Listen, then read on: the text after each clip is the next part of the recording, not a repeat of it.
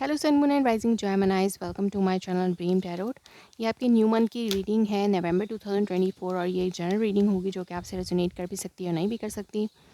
आप सिर्फ उन मैसेजेस को कंसिडर करें जो आपसे रेजोनेट करते हैं। इसके अलावा अगर आप मेरे चैनल पे न्यू हैं तो उसको सब्सक्राइब करें। मेरे दूसरे चैनल को भी सब्सक्राइब करें, उनका लिंक डिस्क्रिप्शन में मौजूद है। अगर आपको मुझसे पर्सनल रीडिंग चाहिए तो भी आप मुझसे मेरे इंस्टाग्राम पर कॉन्टैक्ट कर सकते हैं। मेरे हेवंस ड्रीम टैरो चैनल को फॉलो करें फॉर लाइव सेशंस और मेरे फेसबुक पेज को भी आप फॉलो कर सकते हैं for live sessions. So let's see कि क्या मैसेजेस आते हैं जेमिनाइज के लिए first week, second week, third week में for month of November 2024। So underneath आपके पास है द मून। कन्फ्यूजन हो सकती है किसी किस्म की। आप कोई डिसीजन लेना चाहते हैं या आपने पास में कोई डिसीजन लिया था। किसी चीज़ का बहुत ज़्यादा इंतज़ार करने के बाद जब वो चीज़ आपके पास वापस नहीं आई और आपने भी कोई एक्शन नहीं लिया उसकी तरफ, तो आप अपना डिसीजन बनाया कि शायद आपको मूव ऑन कर लेना चाहिए, लेकिन अब आप कंफ्यूज्ड हैं कि आपने जो डिसीजन लिया है वो ठीक है या नहीं। तो अपने डिसीजन के हवाले से आप बहुत ज़्यादा कंफ्यूज्ड हैं। फर्स्ट वीक में कोई आपके पास आ सकता है विद अपॉलॉजी, या आप किसी के साथ के पास जा सकते हैं फॉर अपॉलॉजी, या कोई न्यू पर्सन आपकी लाइफ में एंटर हो सकता है। किसी न्यू पर्सन की तरफ से आपको लव ऑफ़र मिल सकती है, या आप अपने एग्जिस्टिंग पार्टनर से अपोलोजाइज़ कर सकते हैं what ever you have done. और कोई आपका पास पर्सन आपके पास अपॉलॉजी के साथ वापस आ सकता है, या आप कंफ्यूज्ड हैं कि आपको जाना चाहिए या नहीं, या कोई अगर आपके पास आ रहा है तो आप उस हवाले से बहुत ज़्यादा कंफ्यूज्ड हैं कि आपको अगेन से कंटिन्यू करना चाहिए या नहीं। Why this night of cup is here, please universe guide me, why this night of cup is here.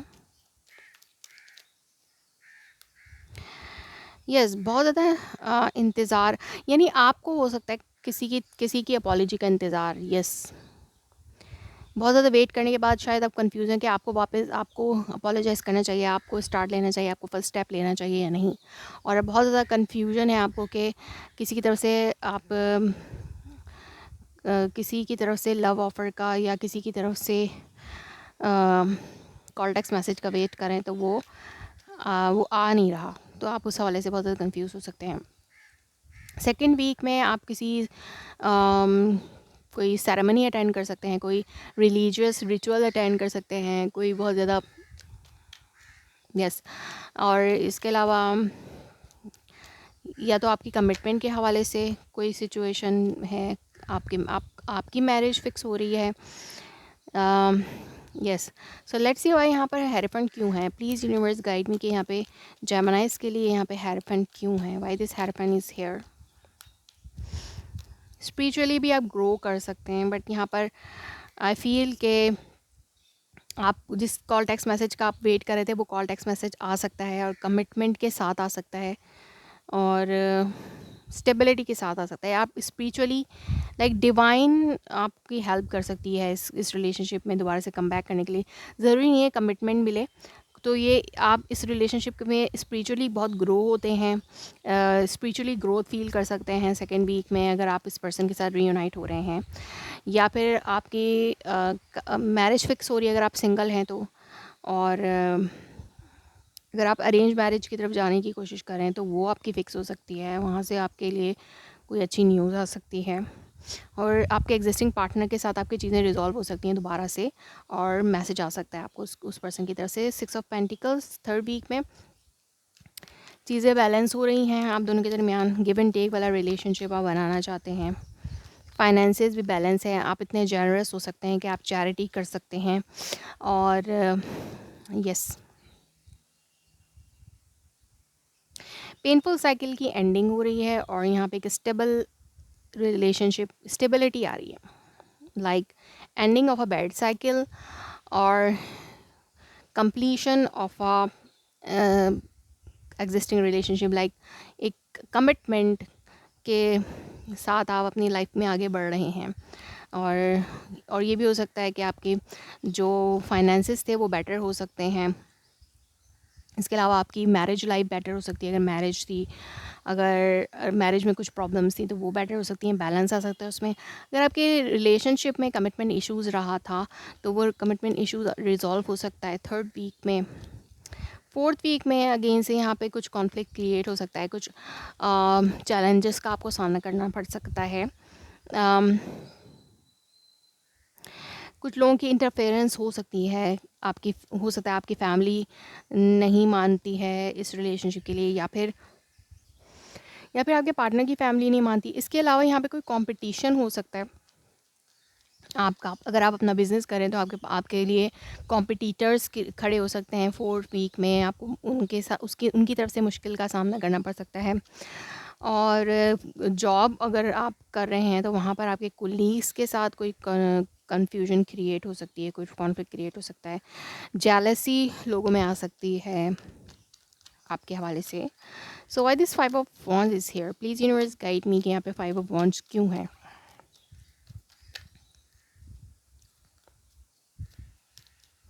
Why this 5 of Wands is here?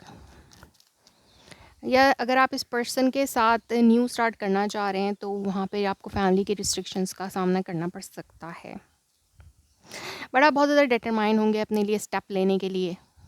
Yes, आप इतने पैशनेट हैं कि आप किसी से भी लड़ सकते हैं फॉर दिस रिलेशनशिप या for this new beginning, what ever.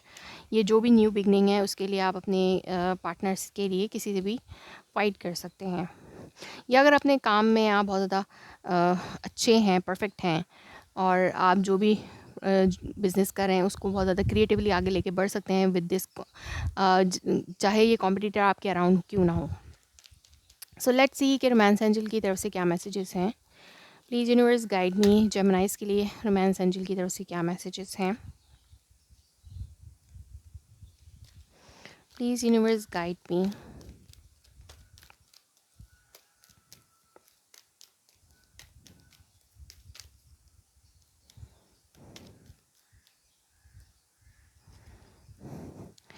Worth waiting for, divine timing is at work in your love life. So yes, अगर आप वेट करें किसी पर्सन के आने का तो ये आप सही वेट कर रहे हैं, ये बहुत ज़्यादा वर्थ वेटिंग है। अगर आप किसी पर्सन का वेट करें अपनी लाइफ में तो वो पर्सन आपके लिए बहुत ज़्यादा ज़रूरी है और बहुत वर्थ वेटिंग है कि आप उस पर्सन से का वेट कर सकते हैं।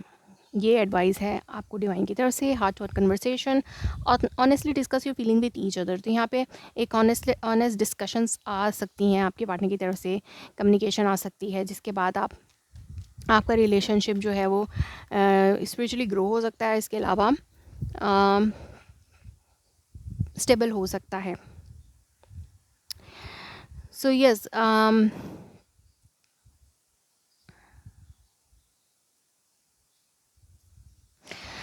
Getting to know each other as you reveal your innermost self to each other your bond deepen. तो अगर आप अपने अंदर की फीलिंग्स एक दूसरे से शेयर करेंगे, एक दूसरे के साथ बैलेंस करेंगे तो चीज़ें बैलेंस हो सकती हैं।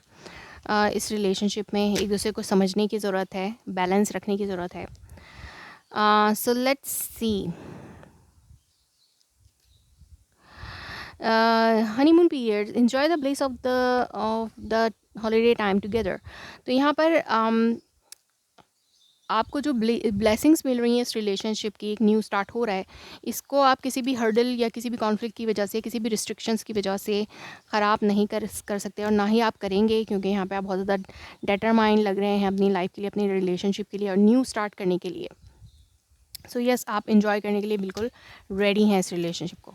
सो लेट्स सी के मोनोलॉजी डेक से क्या मैसेजेस हैं। Please universe guide me.